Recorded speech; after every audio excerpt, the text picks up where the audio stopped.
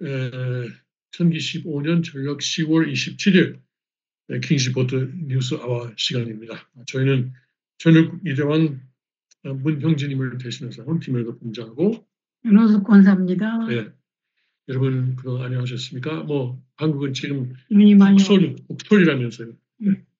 근데 11월로서의 복솔이지. 그러면 얼마나 몇 미터 왔냐면은 1미터도 아니야. 펜실베니아에 한번 와서 보고 말해야 돼. 그러니까 뭔지.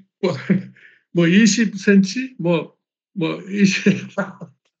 아니 한국은 그렇다 해도 지방마다 달라서 부산은 비가 내리고 항상 따뜻하고 네. 북쪽이 서울 쪽이 그렇다는 거죠. 아무튼 뭐 펜실베니아는 10cm 이하면은 아예 눈 치우지도 않아요. 치우지도 않아요. 10cm 이하면은 20cm면은 그러면 이거 치워야 되겠네. 뭐 그 정도지. 자동차 바퀴만 굴러가면 돼. 근데 11월로서는 그 117년 전에 이런 기록이 시작된 지 가장 많다고 합니다. 예. 그렇다고 이제 또 이제 기후 변화다, 뭐 온난화다, 뭐 이제 또 그런 이야기가 나오고 있습니다. 돈 벌어먹으려고. 그런데 원래 우리 지구상의 기후는 항상 변해요. 예? 하나님은 어떤 딱 고정된 그 기후를 만들지 않으셨어요. 그러니까 어떤 때는 따뜻해지고 어떤 때는 추워지고 그러니까 빙하 시대라는 것도 있었고 또 빙하 시대가 끝나고 또 이제 그 바다 수위가 올라가기도 하고 그러니까 빙하 시대 때는 베링 해협이 없었어요. 예? 베링 해협이 완전히 초원이었어요. 초원. 예? 그래서 아시아 사람들이 북미로 걸어서 넘어갔어요. 근데 나중에 보니까 자기들이 걸어온 길이 또 물이 찼어요. 물이 잠겨졌어요. 나중에 보니까. 예. 아무튼 간에 여러분 지금 아무튼 교통이 매우 어렵다고 하니까 안전하고 교통사고 없기를 바랍니다. 예. 그러면은 먼저 기후를 날씨를 해야죠. 예. 먼저 날씨를 합시다.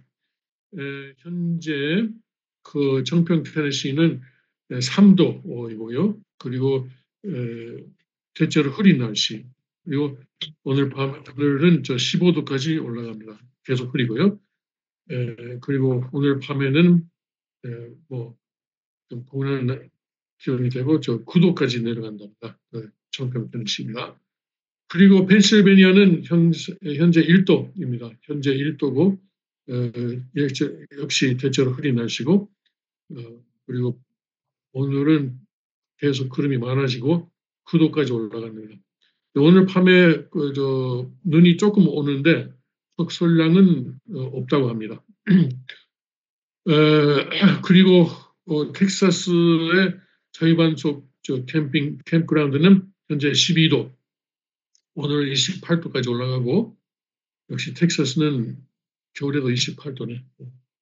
그리고 오늘 밤에는 또 7도까지 내려갑니다. 여기는 낮에는 항상 여름이에요.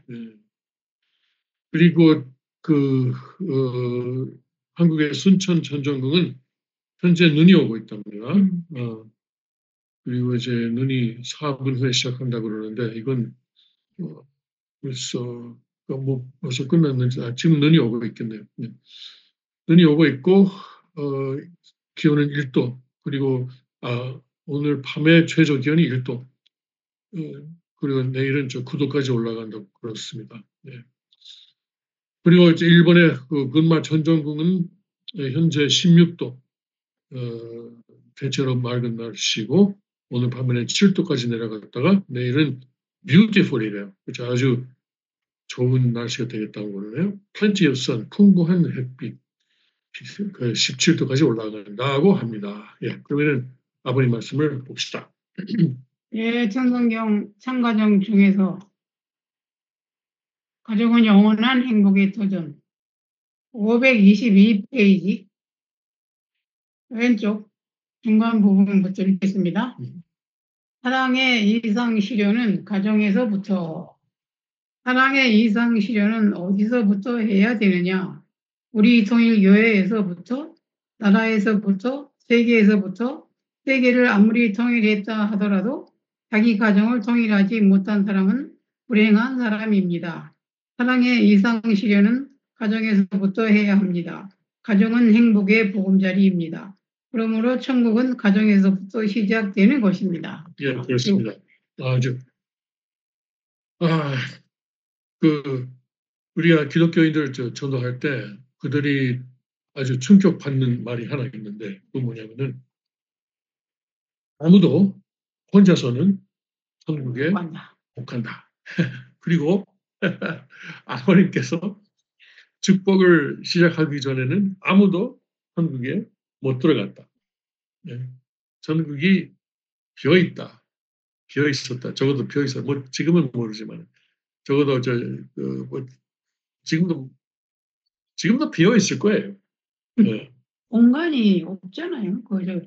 왜냐면 육신이 없잖아요. 영이체들만 있으니까 네. 한없이 끝까지 비어 있는 거죠. 그래서 하여튼 우리 교회하고 기독교회하고 아주 크게 다른 점이 뭐냐면은, 기독교회는 개인의 구원을 강조하는 대신에 우리는 가정의 구원을 강조합니다. 그러니까 여기 나오는 것처럼 가정을 구원해야 됩니다. 가정을 통일해야 된다는 것이죠. 통일이라는 것은 하나님의 말씀을 중심으로 한 통일이죠. 예. 뭐 다른 어떤 누구의 예를 들어서 아빠의 무슨 이기주의적인 목적으로 통일해서는 안 됩니다. 강압적인 통일은 안 되고요. 강압적인 통일은 안 됩니다. 심정이 통일돼야 됩니다. 예, 그러면은 지금 세상 어떻게 돌아가는가 한번 봅시다. 그래서 레바논에 있는 헤스볼라하고 이스라엘하고 이제 그리고 레바논 정부하고 평화 협정을 어제 맺었어요. 이건 미국하고 프랑스가 중개해서 이루어졌다고 하는데, 프랑스 왜냐면은 레바논이 옛날 프랑스 식민지였어요. 그래서 프랑스가 그런 면에서 조금 책임을 지는 거죠. 어지럽게 했으니까. 그런데 이것은 60일간의 한정된 평화 협정입니다. 60일 후엔 뭐냐면은 지금 트럼프 대통령 취임식이 54일 남았거든요.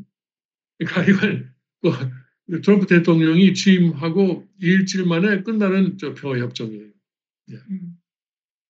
그러니까 바이든이 이제 트럼프에게 일주일만 시간을 준 거죠. 그 후는 어떻게 되느냐? 바이든은 아무것도 안 하죠. 그 후에 어떻게 되는지는 지금부터 다시 협상해야 되는 거예요. 그래가지고 60일 이후에는 어떻게 이 전쟁을 막느냐 하는 문제를 놓고 또 협상해야 되는데, 그것은 이제 트럼프가 지금부터 해야 되는 것입니다. 지금부터 대통령 노릇을 해야 되는 거죠. 화면이 안 바뀌네요. 그러니까 시간이 그러니까 그래. 굉장히 오래된. 그런 말을 지금 여기서 하면 안 되지. 방송하고 있는데. 네. 택팀은 화면 바꿨어요? 택팀이 있어요? 예. 지금 레바논 이야기하고 있으니까 날씨는 끝났습니다. 예. 그래서 이제 그런 내용입니다. 그래서 지금까지는 이것이 아직은 유지되고 있어요. 이제 시작한 지 12시간도 안 됐지만, 한 11시간 반 정도 됐지만, 11시간인가 됐지만, 일단 지금까지는 잘 되고 있습니다. 근데 이스라엘 군대가 레바논에 들어갔었으니까, 이스라엘 군대가 그 남부에서 철수해야 되고, 철수하면은 또 그 지역의 이스라엘 남부 주민들이 자기들 집에 다시 들어갈 수 있을 것이다라고 합니다. 근데 문제는 레바논 군대가 그 지역에 들어가야 돼요. 그리고 헤즈볼라가 다시는 이스라엘 국경 지역에서 활동 안 하게끔 레바논 군대가 잘 지켜야 돼요. 근데 이건 사실 2006년에 그러니까 벌써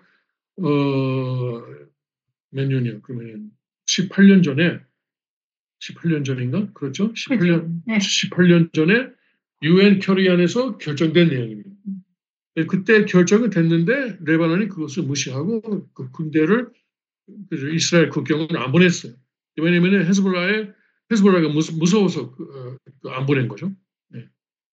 헤즈볼라가 무서워서 못 보냈는데 이번에는 이스라엘이 그 폭격을 통해서 그리고 군대까지 투입해가지고 헤즈볼라를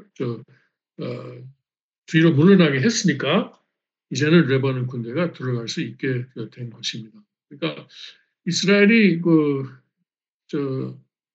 해야 할 일은 하는 거예요. 그러니까 이스라엘 우리가 너무 비판하면은 안 된다고 생각합니다. 우리가 누가 비판해요? 네. 그리고 이제 남은 것은 이스라엘 남부하고 가자 지역이죠. 가자 지역의 문제는 아직 남아 있습니다. 네, 그것은 이번 평화 협정에는 포함되지 않았어요. 네. 그쪽 문제는 그대로 남아 있습니다. 네. 자, 평화가 일단 전쟁은 안 끝난 거지? 남부 전쟁은 안 끝났어요. 계속 하고 있어요. 이스라엘 전. 그렇죠. 그게 언제부터? 작년 10월 7일부터. 그때 하마스가 가자 지역에서 시작했어요. 하여튼 그런 비행기라고 할 수는 없고 뭐라고 그러죠 그것을 이게 하여튼 이제 침공하고 공격했어요. 이스라엘 1,200명을 그날 죽이고 이스라엘 사람들 1,200명을 죽이고 그리고 수백 명을 납치하고 다시 이제 가자 지역을 데려가고 아직은 100명 정도가 남아 있어요. 근데 그 중에는 미국 시민권을 가지고 있는 사람도 있어요. 미국 사람도 있어요. 그 중에는. 그래서 그 문제는 아직 그대로 남아 있습니다. 네. 자, 그거는 그렇고 그러면 우크라이나는 어떤가 하면은 이제 러시아가 중거리 미사일을 우크라이나를 향해서 드니프로를 향해서 발사했죠. 네, 그런데 그것이 이제 하이퍼사닉이라는 것인데 그것은 이제 하이퍼사닉이라는 것은 한국말로 말이 있을 거지만 저거는 하여튼 쉽게 말하면은 그러니까 음속 5배 이상으로 날아가는 미사일을 하이퍼사닉이라고 합니다. 그러니까 음속 5배 이상. 네, 러시아에서는 음속 10배 속도로 날아갔다 그러고 그리고 우크라이나는 11배 속도로 날아갔다고 그러고 근데 미국의 펜타곤의 익명을 요구하는 어떤 소식통은 5배도 안 갔다 그러고 그래서 조금 이제 말이 여러 가지 엇갈리고 있어요. 그런데 우크라이나 말에 의하면은 그 속에 또 단투가 하나가 아니고 6개가 있었어요. 네, 6개. 그런데 그것이 이제 어떤 복약에 있는 단투는 아니었대요. 네, 그러니까 폭발하지는 않았어요. 이제 착지하고 폭발하지는 않고 그리고 그냥 러시아로서는 자기들이 우리가 이런 것을 가지고 있다. 너희들 몰랐지. 이런 것을 이제 우리가 과시하려고 그리고 시험하는 거죠. 테스트하는 거죠. 예.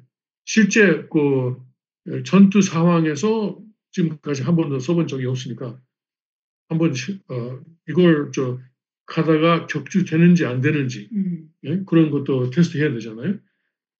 푸틴 말로는 이걸 격추할 수 있는 항공 시스템은 현재 적어도 서방에는 없다.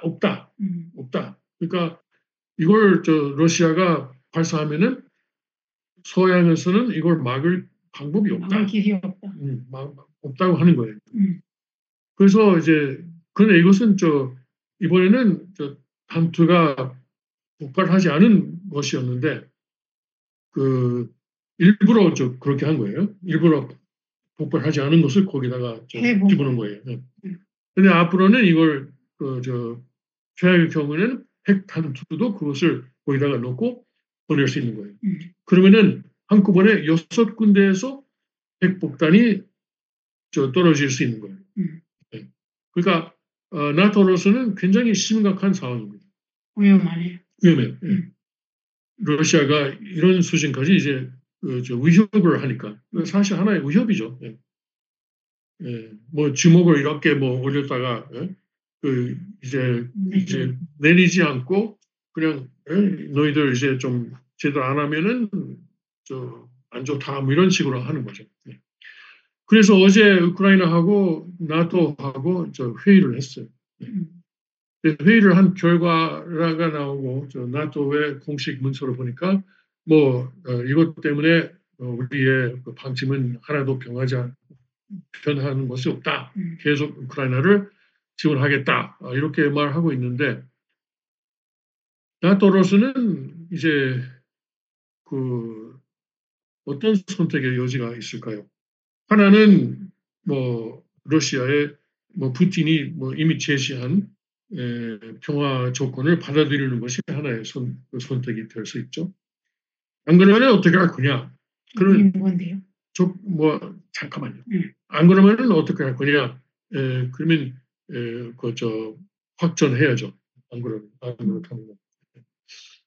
푸틴으로서는 이런 중거리 미사일을 이제 그것이 테스트 합격했으니까 성공했으니까 그것을 이제 대량 생산하겠다고 하고 있으니까 그러면은 그 생산 공장을 그것이 러시아에 어디에 있든 간에 그것을 공격한다든가 그런 선택을 낼 수밖에 없게 되는데 그렇게 하면은 완전히 이제 나토하고 러시아 사이에 그 본격적인 전쟁이 시작하는 것이죠. 그 세계에서 비슷하게. 그렇죠. 네.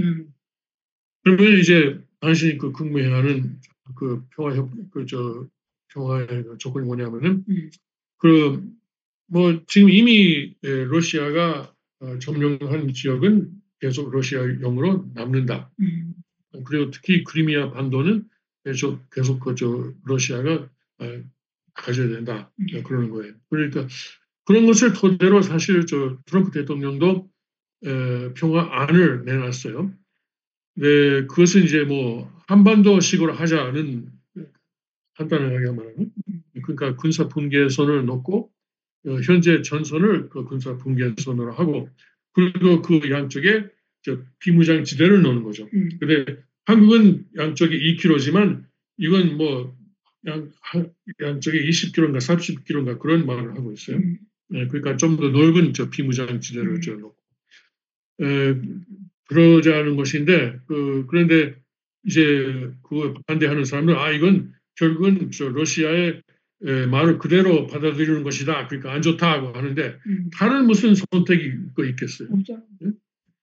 아프가니스탄에서 20년 동안 싸웠는데 이것도 20년 동안 싸울 거예요. 그리고 사실 러시아가 지금 계속 앞으로 전진하고 있어요. 그리고 과거보다도 지금 빠른 속도로 전진하고 있어요. 그러면은 결국 어떻게 될 것이냐면은 그거 놔두면은 그러면 결국은 수도까지 점령하고 그리고 현재 제렌스키 대통령을 무너뜨리고 그리고 자기들의 친러시아 정권을 세우게 되는 거죠. 그러니까 이거 평화를 만들지 않으면은 결국 그렇게 되는 거예요. 끝이 없는 거예요, 싸움이. 예. 그때는 끝나죠. 그러겠죠. 그러니까 러시아가 우크라이나를 점령하게 되는 거죠. 그렇죠. 완전히. 뺏기는 거죠. 근데 서양에서 뭐라 그러냐면 그러면은 우크라이나가 함락되면은 그러면 다음은 폴란드다. 아니면 다음은 이제 몰도바다. 사실 몰도바가 지금도 위험해요. 그리고 폴란드 사람들은 그것을 무서워하고 있고요. 그리고 스웨덴에서는 전쟁에 대비해서 이미 국민들에게 비상시에 비상시를 위해서 준비하라. 이런 책자를 다 나누고 그 사람들에게 보내고 있어요. 예? 무슨 물, 뭐 식량 이런 것을 비축하라. 뭐 우리 이대왕께서 하시는 그런 말씀대로 그 스웨덴 국민에게 지금 책자를 보내고 있어요. 예. 그러니까 그 평화를 안 하면은 그러면은 계속 이제 확정되는 거죠. 나는 그런데 러시아가 폴란드까지 단기적으로는 안 할 것 같은데 적어도 러시아 안에 문제도 많은데 계속 히틀러가 한 것처럼 러시아 전체를 점령하려고 할까요? 네, 좀 회의적입니다. 네, 그런데 뭐 사람들은 그런 말을 합니다. 예, 반러시아 사람들. 그런데 지금 문제가 뭐냐면은 일부에서는 이건 뉴욕타임스의 보도인데 일부에서는 우크라이나에게 핵무기를 주자. 그런 말이 나오고 있어요. 사실 그 소련이 붕괴되기 전에는 그리고 붕괴된 직후에는 우크라이나는 핵무기를 가지고 있었어요. 왜냐면은 소련이 핵무기를 그때 상당수 우크라이나에다가 현재 우크라이나가 배치했었어요. 그리고 우크라이나는 사실 그때는 러시아, 미국 다음에 세계에서 세 번째로 많은 핵무기를 가지고 있었어요. 그런데 그때는 뭐 우크라이나는 우리가 이런 걸 가지고 있어봐야 뭐 우리가 필요 없다. 그리고 없는 게 좋겠다 해서 그걸 어디로 보냈냐면은 러시아를 다 보냈어요. 러시아를 다 보냈어요. 근데 이제는 이제 와서 보니까 좀 우리도 필요하다 해서 우리가 다시 핵무장 해야 되겠다 이런 말을 하고 있는 모양입니다. 근데 러시아 쪽에서는 한번 그렇게 해봐라. 어떻게 되는지. 우크라이나에게 핵무기를 보내면은 그것은 이제 러시아가 우크라이나를 핵 공격할 수 있는 구실을 주는 것이다. 네?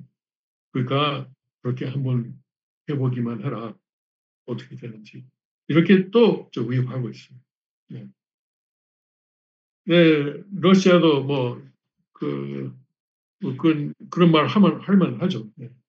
그래서 이런 이야기는 매우 무책임한 이야기다. 뭐 이렇게 말하고 있어요. 근데 사실 제가 보니까 미국 정부 안의 소식통이 아니고 밖에 그렇지만 뭐 핵무기에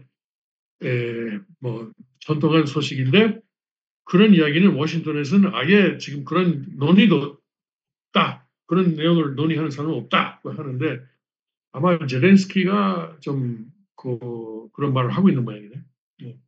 핵무기 달라고. 그리고 일부 나토 국가도 그런 말을 하고 있는지도 모르겠습니다. 그래서 아주 지금 하나의 큰 고비에 와 있는 거죠. 우크라이나 전쟁.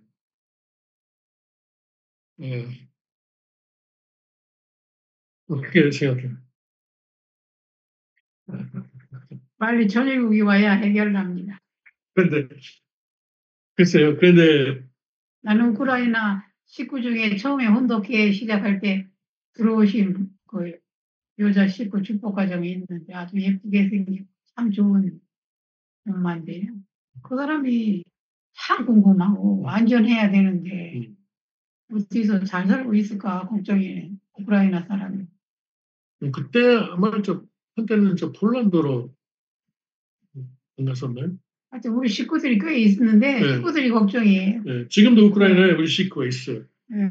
지금도 있어요. 서부 말이죠. 서부. 동대쪽. 식구들이 보호가 현재 전쟁하고 우크라이나가 꽤 넓어요. 생각보다도. 유럽에서는 상당히 넓은 편입니다. 땅이. 그리고 평평하니까 또 농사도 잘 되고 그래서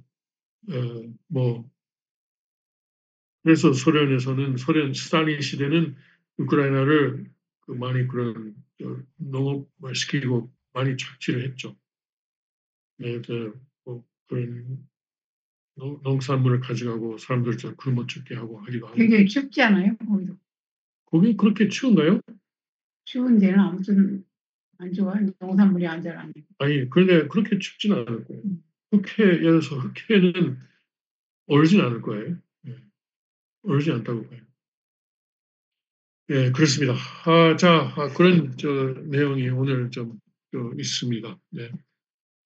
그 외에 또 어떤 내용이 있을까? 하여튼 트럼프 대통령은 이제 조각이라 그럴까? 이제 일단 내각 구성은 다 일단 끝났죠. 예, 그런데 그것은 어, 다 상원의 인준을 또 다시 받아야 된다. 1월 달에. 지금 현재 상원이 아니고 1월 달 상원의 인준을 좀 받아야 되겠습니다. 승인을 받아야 돼요.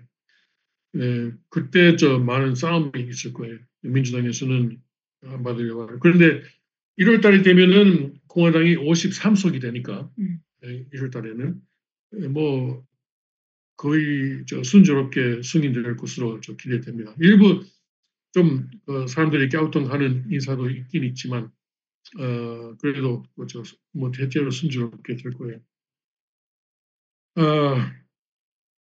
지금 어떤 민주당 사람도 이제 바이든은 당장 그만둬야 되겠다 이런 사람이 있어요. 지금 바이든은 대통령직을 수행할 능력이 없다. 그러니까 당장 그만둬라. 당장 그만둬. 조금 남았으니까 참아주지. 54일 남았어요. 근데 54일간에 뭘 할 것인지. 근데 문제는 바이든이 그만두면은 어떻게 돼요? 바이든이 그만두면은 해리스가 올라오잖아요. 더 나쁘잖아. 더 나쁠지 모르지만 같은 팀이에요, 팀. 지금은 바이든이 이제 나라를 다스리는 게 아니고 바이든 뒤에 있는 팀이 하고 있다는 거죠. 그래요. 네, 그러니까 오바마 팀 아니에요? 그렇죠. 국무장관이라든가 국가안보 보좌관이라든가 그리고 이제 국방장관이라든가 이런 사람들이 이제 뒤에서 결정하고 있는 거죠. 바이든은 그냥 그런 식으로 말하면 가오마담 하여튼 가오마담, 얼굴마담, 얼굴마담 그런 식이죠. 그러니까 호수아비죠. 그러니까 해리스가 올라와도 대통령이 되더라도 역시 똑같대요. 똑같은 현상이. 왜냐면 뒤에 있는 팀이 똑같으니까. 똑같으니까. 그래서 제가 주장하는 것은 둘 다 그만둬라. 네. 둘 다 그만두면 좀 난가? 둘 다 그만두면은 누가 대통령 되느냐면은 하원 의장이에요. 지금 공화당이죠, 존슨. 그런데 문제는 팀은 안 바뀌어요. 그래도 적어도 이제 의회에 그 힘이 있으니까 그 팀을 좀 제지할 수 있는 방법이 있을 거예요. 그 하원 의장으로서. 저는 그런 주장을 하고 있는데 제 말을 듣는 사람이 없네. 아무튼 하여튼 그렇게 됐으면 좋겠다라는 기도만 지금 좀 하고 있습니다. 뭐 지금으로서는 바이든도 안 되고 해리스도 안 되면은 우리가 기대를 걸 수 있는 사람은 마이크 존슨이죠. 하원 의장. 하원 의장 아니면은 그 다음은 누구냐면은 상원의 프레지던트 프로템이라는 게 있어요.